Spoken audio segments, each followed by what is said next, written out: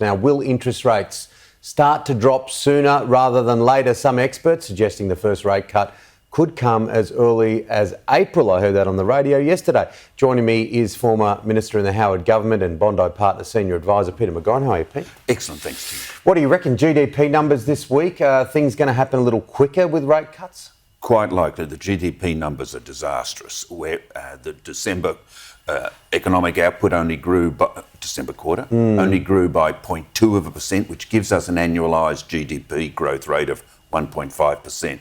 And you've got to go back to 2010 for the economy to be growing by such a small amount.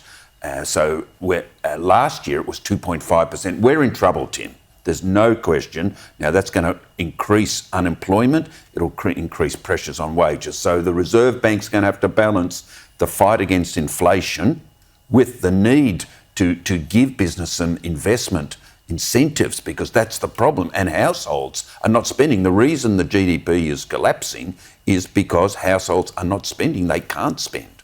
And it's difficult, isn't it? Because they only have the one tool. They only have the one tool to try and get it under control. And obviously it makes a sitting government nervous. As you mentioned late last year, cost of living, all these things are right in the front of their minds. Correct. We wouldn't even have a 1.5% GDP growth rate, Tim, except for government spending. That's the bulk of the migration, probably too. And migration. If it weren't for migration, we would be technically in a recession under one measure, which is per head output. So look, we've got problems ahead. It's going to be a tough year. Small business is finding it hard.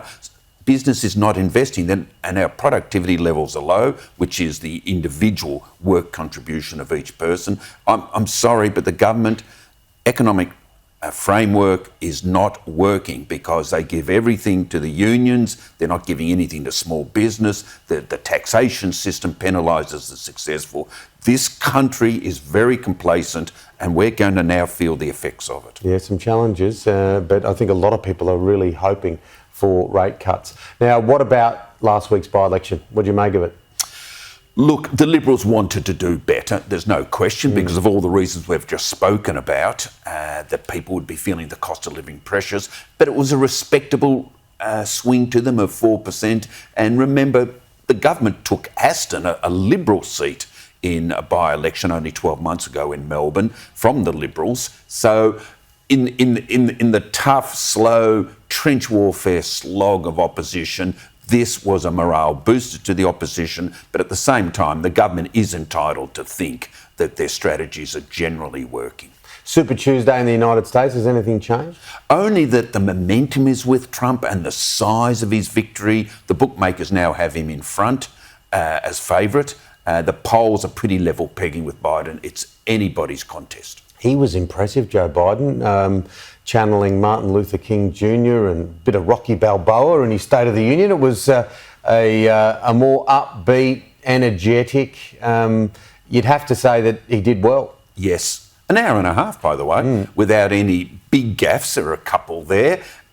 This was his big test. His advisors had prepped him to within an inch of his life, because anything could have gone wrong with the biggest primetime audience he's likely to face until the debates. So, yeah, I'd give him a B+. B+? That's not a bad mark. I would have taken a B+ any day at school. I never even got close to a B+. So, yeah, Biden got through it. The man can read a teleprompter, let's put it that way. Tell you what was well written. It was very well written. Who's going to win, though? In the Peter McGorran crystal ball that sits just out here. All right, just don't replay this tape. I'd give it to Biden at this stage. There's two major challenges. The first is, will the Nikki Haley Republicans, the so-called moderate Republicans, go over to Trump? So he needs to win them over. He has to win over the moderate Republicans who have stayed away from him. But Biden also, he suffered some embarrassments during his primaries. There's no candidate against him, but some Democrats deliberately, as high as 20% in a couple of the primaries, wrote that they, on the ballot paper, they rejected the candidate. So he has to win them over. Yeah. And remember, it's a voluntary system, Tim. Whoever gets out the vote will win it. So very, very close. If I had to put my money on today, it'd be for Biden, but I might put my money on Trump as a saver.